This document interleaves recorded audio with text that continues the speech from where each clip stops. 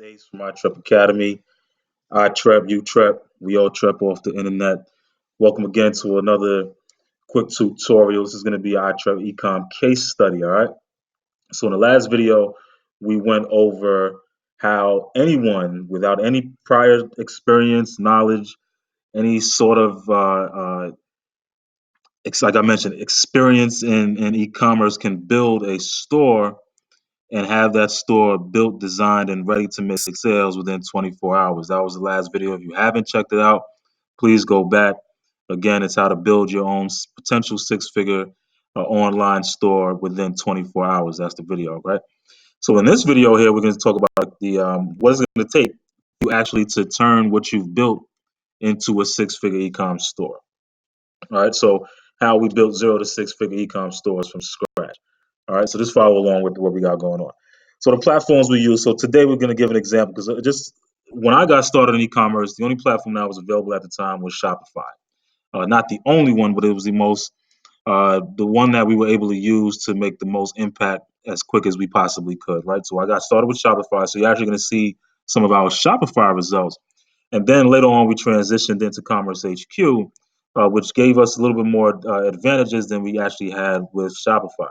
So I had mentioned in the previous video with Shopify, we were paying upwards of $600 to $700 per month once we had our store generating $100,000 or more in revenue. And actually, it started a lot sooner than that.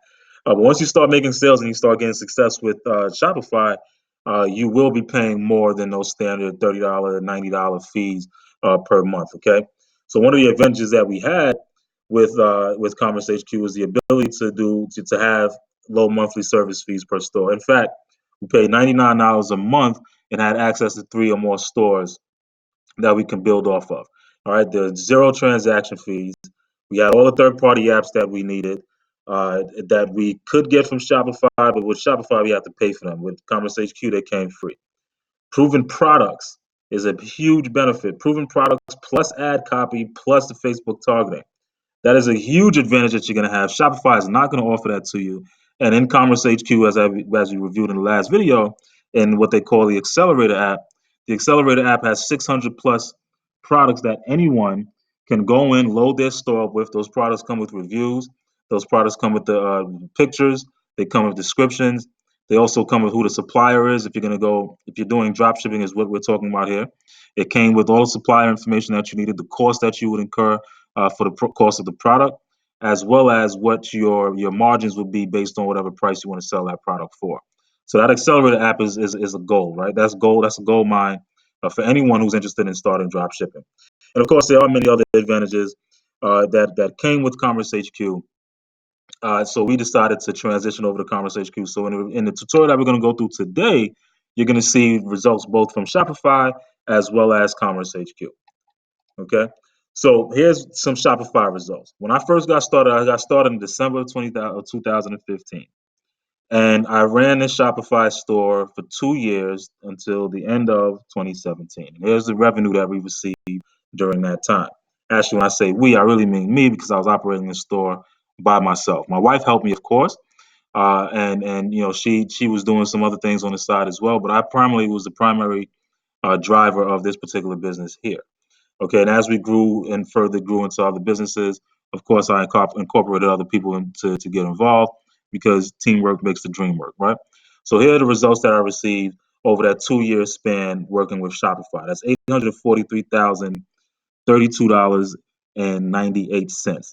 If you divide that up by the year, that's about $420,000 per year. And this came with a profit margin of about 20% and between 20 and 25%. So you're walking away with $200,000 in profit generated from this particular operation. So what did it take for us to get this, right? We're going to go through that, so just stay tuned. Another set of results that I'm going to show you guys, if you notice here, between the month beginning of June to July, we were able to generate $168,000 in revenue on this Commerce HQ store. Now, I did a lot better than I did in Shopify, and some of the reasons that we did a lot better is what we're going to go through today. All right, so this tutorial is going to show you how Not only can you generate large sums, but you can generate large sums very, very quickly if you just follow along and do some of the things that I'm going to review with you guys today. Okay, so I'm just going to do a quick review. General store versus niche store. In a previous video, I spoke about what the benefits of having a general store is. If you're just getting started and you don't have a product in mind, a general store is great for you, right? It's great for beginners. It's even good for experienced guys as well, guys and girls as well, because you are in business and you know that if you find a product, you have to kind of fish in a bigger pond to find the product that will become a big winner for you. And then from there, you can scale out into that specific niche. So a general store is a great place to start. And Commerce HQ and the Accelerator app is providing you with general products. Of course, you can narrow those products down into niche products, but many of them are just general products that you can start testing as soon as you get your store up and running. All right. So then niche stores are best for scaling your winning and tested products. Okay. And they really work for experienced owners because obviously when you are as a beginner and you're testing products and you start to find a winner, you're gaining more experience. That then puts you into the realm of being an experienced store owner. And then you can expand into your complementary niches. And one of the benefits that you get with Commerce HQ, if you follow along with the link that's provided to you, you'll actually have access to 3 stores. And that benefit is one of those stores is going to be your general store. That's where you're going to start. And then you have 2 other stores that you can build out once you find winners. Then you can go into your complementary niches. So, for example, if you're selling let's say, children's toys, if you're selling a toy and that toy does really, really well, then you can niche out and you can start your second store that simply focuses on toys. And then from there, you can expand that particular store, and it'll really drive in.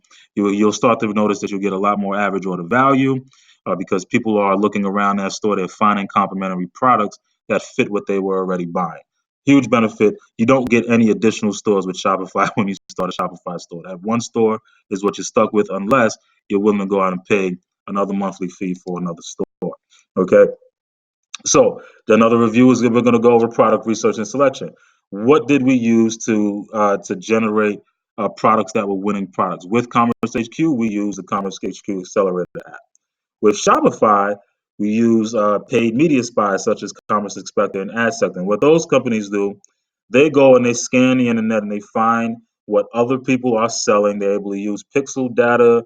They're able to use a lot of different things that they pull in together, and it's a source that shows you what stores are generating, what products they're selling, and even what advertising they're using, particularly on Facebook. Facebook is the primary place that a lot of us drop shippers market our products because our products are what they call impulse buys, meaning that someone wasn't necessarily looking to buy that product. For instance, they weren't going on Google and looking for that children's toy at the time. However, when they saw the toy being advertised on Facebook on their Facebook feed, it generated enough interest and the price point was at a perfect price point that made them buy that product on impulse. So we call that an impulse buy. Okay, other places that we did some research, we found best-selling products on Amazon, eBay, and Walmart. We did keyword searches on social networks such as Facebook, Instagram, and YouTube. So when you are looking to, spy on your competitors, if they are advertising on Facebook, that means that their ads can be found on Facebook, and you'll find those ads based on keyword searches that you will do on those particular platforms. And then also, as we're scrolling through our own feed, we will tend to come across other people advertising certain products. And the more you like other people's ads, the more likely you will see their ads along with others that fit that same line of product or that same particular niche or interest. Okay, so that's a huge key right there, right? Focus on what I just said. When you're scrolling through your Facebook app, if you're on your phone or you're on your computer, and you see someone's ad, if it does not interest you, you should still like the ad. Okay, go ahead and click the like button. Maybe even leave a comment because what's going to happen is Facebook is now going to include you on the audience that is likely to want to see more ads like that. So as a internet marketer, it's a good idea to follow your competition, see what your competition is advertising, and then from there you can go and that will feed into your research for products. Okay, but generally when you're starting a Commerce HQ store, you're offered the Accelerator app, which is going to give you pre-tested products. Is going to give you the advertising that you would use as far as Facebook, as far as the interest that you would use. It's going to give you the ad copy. It's going to even give you the video that you're going to use in your ad. So primarily, we're going to focus on using your Commerce HQ Accelerator app to do your product research. Okay, and this is just an example of what it might look like. When you sign up for Commerce HQ and you go into your Accelerator app, you're going to see general products like this. A drum machine and an angle miter gauge. You might not know what these things are, but there are interest out there. There are people who are interested in products that are like these. Okay, so you might want to go ahead and start to really load your store up, your general store, with these general products so you can start driving traffic to your particular store. So here's the nuts and bolts of what makes a store successful. It all comes down to your advertising. So of course, you built your store within 24 hours, you loaded up, 40, 50, maybe 100 products. Now what do? Well, you have to test those products, okay? You have to go out and actually put some money behind those products and paid advertising, and primarily you're going to start out doing it on Facebook ads. So here's what we do in the test phase one. Now, I may be going through this quickly, but I want to make sure that this video is very concise. I don't want to put a lot of fluff into this thing here. I want to get you guys going and have an idea of what it's going to take to be successful with your new dropshipping business. Okay, so you're going to start out testing 20 to 50 products. And so on average, with 20 to 50 products, you may spend anywhere from $500 to $1,000 doing that test. However, that $500 to $1,000 that you're spending is going to generate sales, and eventually you're going to find a winner out of that. And that initial investment is going to be completely paid back by you starting to scale up the winning ads, ad sets, campaigns, and for that winning product. And we're going to go through that as we continue through this particular tutorial. So again, you're going to start with 20 to 50 products when you're testing your ads. And each test is going to start out with a campaign. So you're going to have one campaign per product, okay?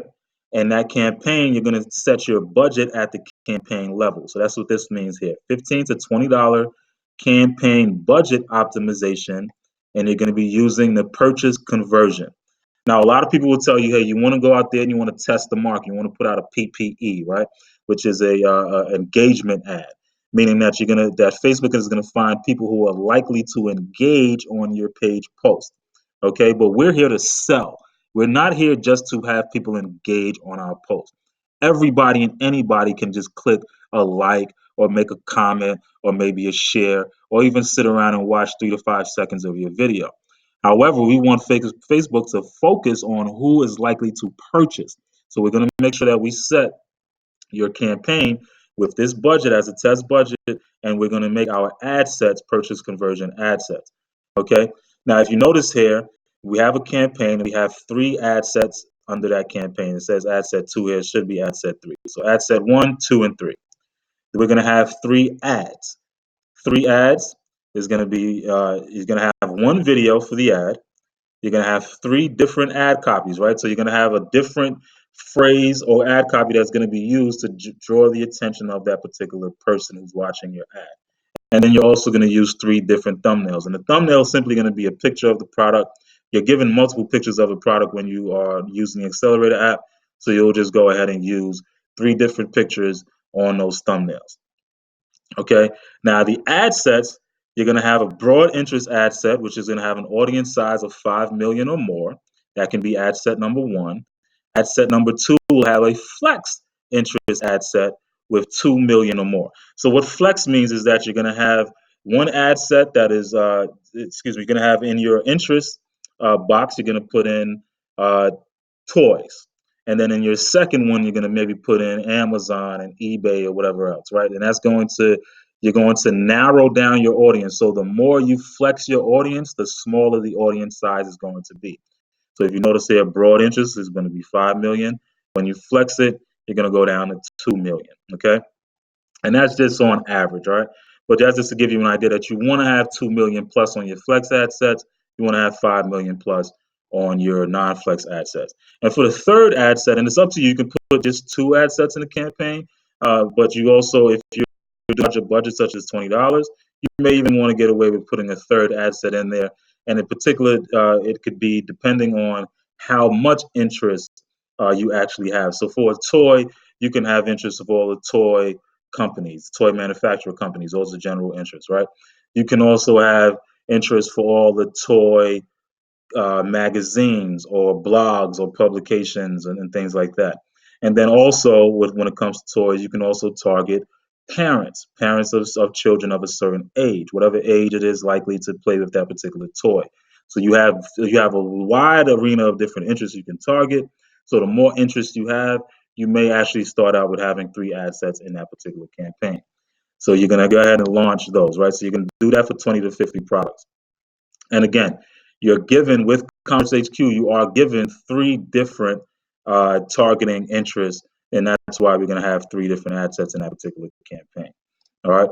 Now, the next thing that you're going to do is you're going to wait 24 to 48 hours and see what happens with the ad sets that you had running in that campaign. Once you have a product or an ad set that is running at 2 times return on ad spend. All right. So if you spent $20 and you received $60 when you received $40 in return, that's a 2 times ROAS, right? That means that that product is potentially a winner. Not yet. So we're still in test phase 2. However, that means that that product has a potential to be a winner. So what we do from there is we take that ad set, we duplicate that ad set 5 times and put it into a brand new campaign. That new campaign will then have a campaign budget of $30 to $50. So you're increasing the budget and you're also increasing the number of ad sets inside of that particular campaign. And you're going to duplicate the ad sets that have 2 times ROAS or more.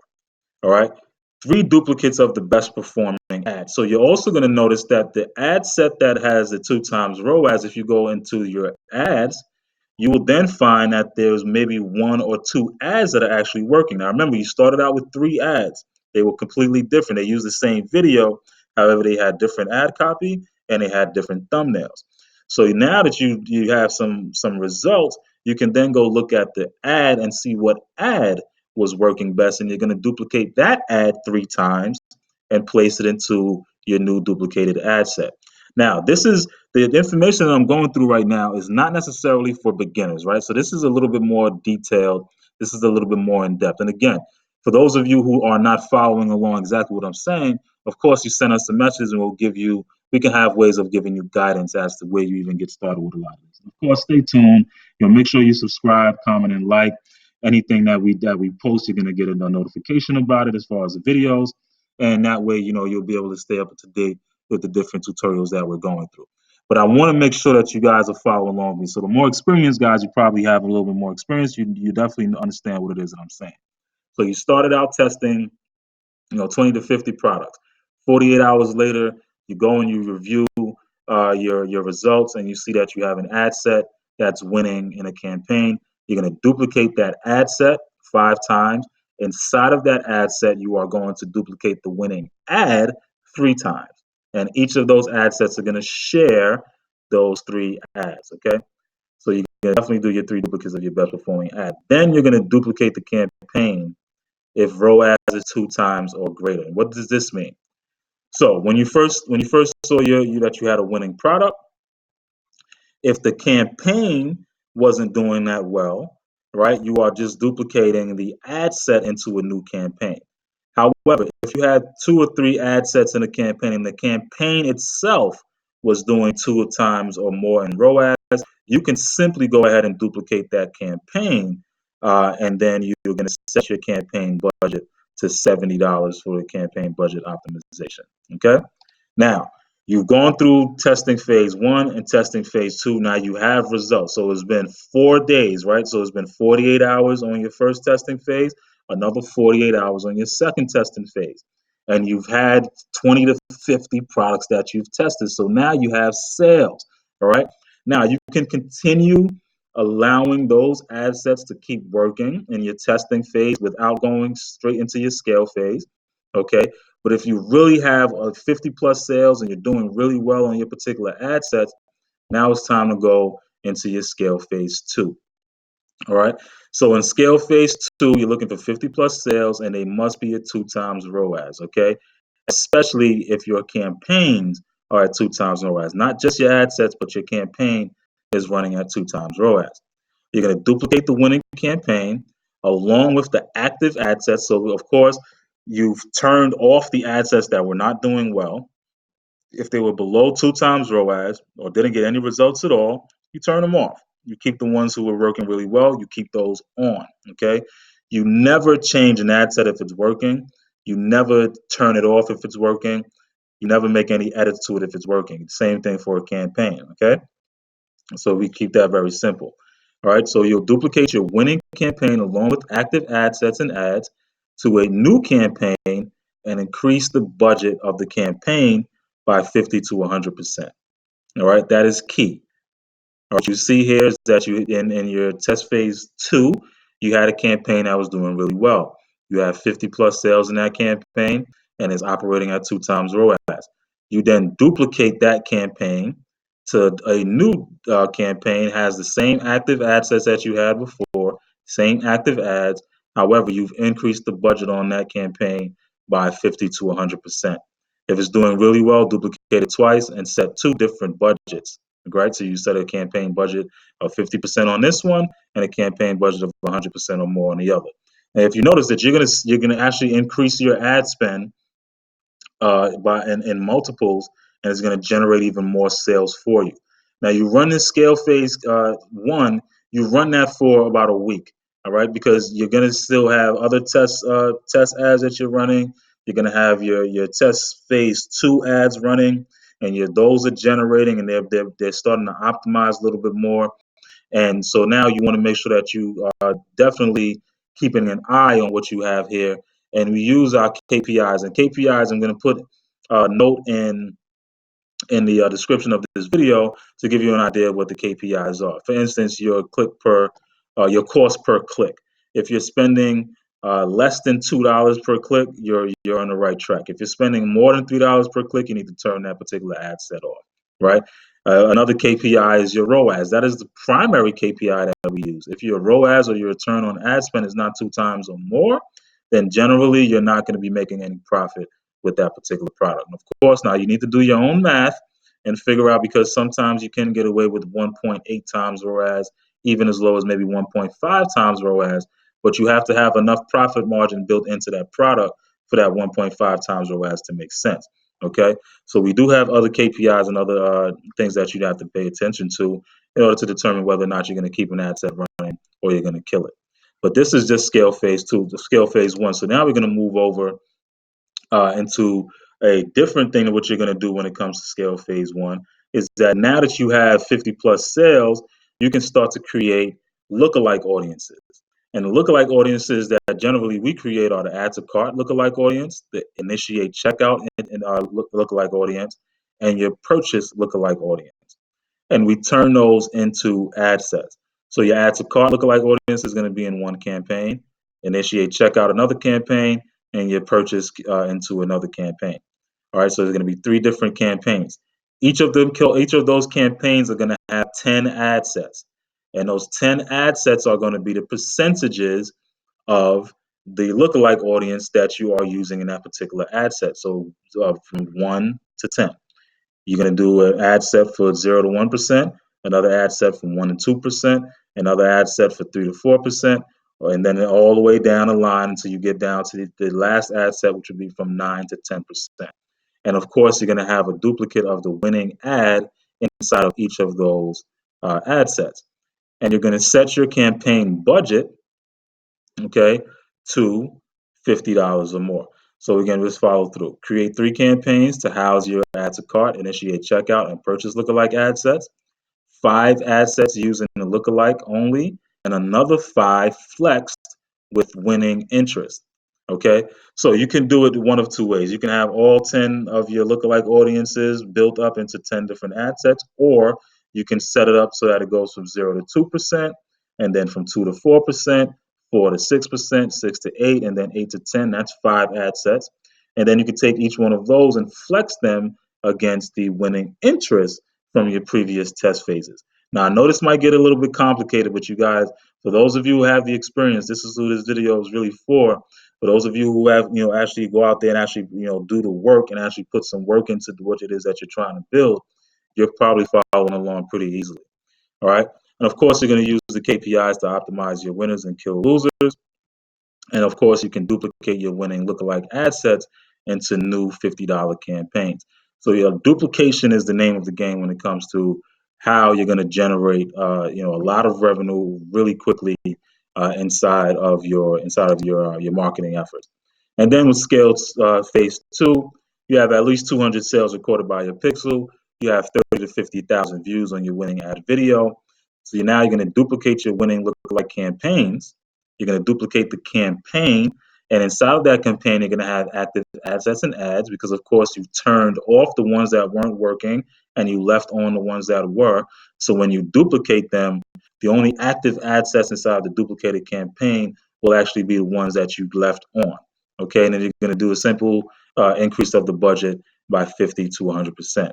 Now, you're also going to duplicate the winning campaigns along with active ad sets to a new campaign to then test manual bid and lifetime budgets.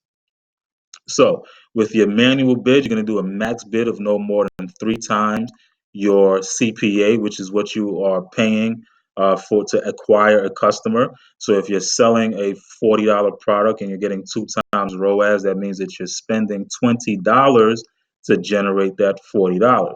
So your CPA is $20. You're going to set your max bid at no more than 3 times that $20.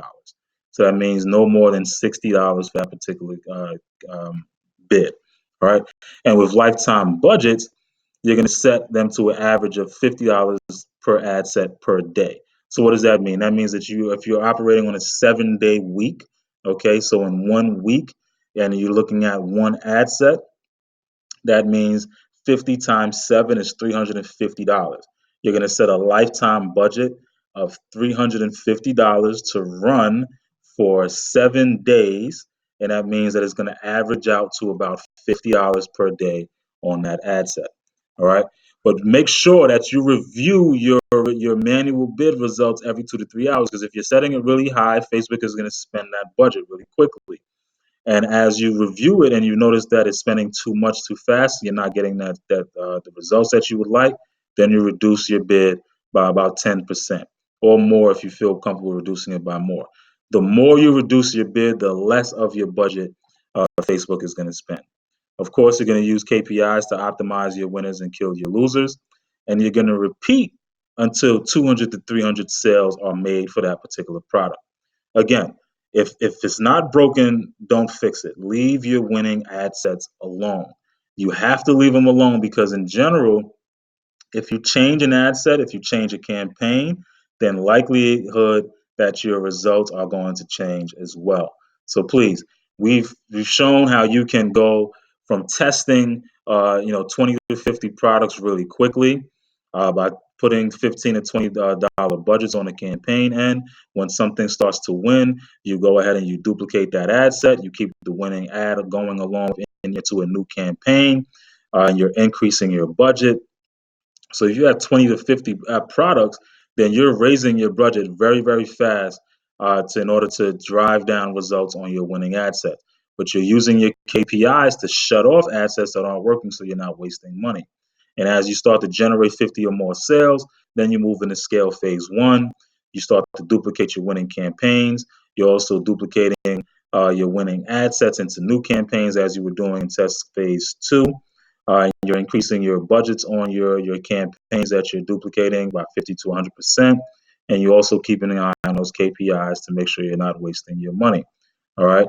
And then you continue and you're going out and you're starting to create custom audiences, lookalike audiences, and all these different things so that you can start to generate more and more sales. And of course, you're killing the losers as you're going along and you're keeping the winners on. And those winners are what you're going to continue to duplicate into new ad sets. And you're also going to duplicate them into new campaigns so that you keep your success going. And you follow along with scale phase two. Now that by this time you have 200 or more sales recorded on that pixel. So now your pixel is really starting to hone in on what's generating sales for you. You're not changing anything that's winning. So Facebook is now really starting to get really in tune with who your potential customers are for your product. And by this time, you've probably narrowed it down to maybe three or even one product. So you're scaling on one product. So you have multiple campaigns running for one product. Okay. And this way you're able to generate more and more sales, and you're keep generating more and more ad sets and more campaigns. Okay. And then of course, as you move into scale phase three, now you have at least 500 sales recorded by your pixel. You have 50 to 100,000 views on your winning ad. So your lookalike audiences are really pumping out really detailed targeting as far as particular people who are likely to buy from you. So now you go in and you start to duplicate the winning manual bid. You duplicate your winning lifetime budget campaigns. You duplicate your winning lookalike audience campaigns, along with all of the active ad sets inside of those campaigns and the winning ads inside of those campaigns. And you're simply, again, repeating the process of increasing your campaign budget by 50 to 100%. And then you're duplicating the winning campaigns. And now you're testing different age and gender and placement and devices, right? So now that you've recorded all of these sales, then you can start to dig a little bit deeper and find what age is selling the best, what gender is selling the best, what placement is it? The feed? Is it Instagram? Is it stories? Is it the right side column? What feed is generating these sales, and of course, what device are they on? Android? Are they on iPhone? What device are they on that's really driving the sales? And then you're going to duplicate your winning campaigns and then focus those ad sets to target that particular age group, gender, placement, and device. You're also going to scale your lookalike test ads out to the top tier countries. So now that you're winning in the US, you want to scale out to Canada. You want to scale out to Europe. You want to scale out to Australia. Okay. You might even want to scale out to Mexico. Right. When you're dealing with those, you want to deal with English speakers. Okay. So that's the part that you can target as well, as make sure you target your English speakers. Don't forget to optimize based on KPIs. Keep the winners and kill your losers. And as you start to generate, you may do this for about a week or so. And as you start to generate more and more sales, you're going to just repeat the scale phase processes all over again and continue to test new audiences. Again, if it's not broken, don't fix it. Leave your winning ad sets alone. You have to leave them alone. You can't just go out there and decide that you want to turn stuff off and you want to change it. Oh, this one is doing really well, so let me increase the budget on it. No. If it's doing really well, keep it as it is. Duplicate it into a new ad set, duplicate it into a new campaign, but don't change what's already winning. Okay, so here are some of the results from what we've received on some of our Facebook accounts. If you notice here, I'll spend $305,000 to return $711,000. That's at a 2.3 times ROAS. We had some ad sets that did really well. We had some that were running a little bit longer than others that did extremely well at 5.37 times ROAS. And if you notice here on multiple accounts, we spent we spent 52,000 on that one, 7,000 on this one, 305,000 on that one, another 1,500 on this one. So we have multiple ad accounts, and we're trying to drive as much sales as we possibly can by making sure that we continuously increase our budgets by scaling out through duplication. Okay, so that's really how it's done, guys. That's how we were able to generate the sales that we mentioned earlier. Now, of course, some of you may say to yourself, well, I don't understand what Ace just mentioned, and that's okay.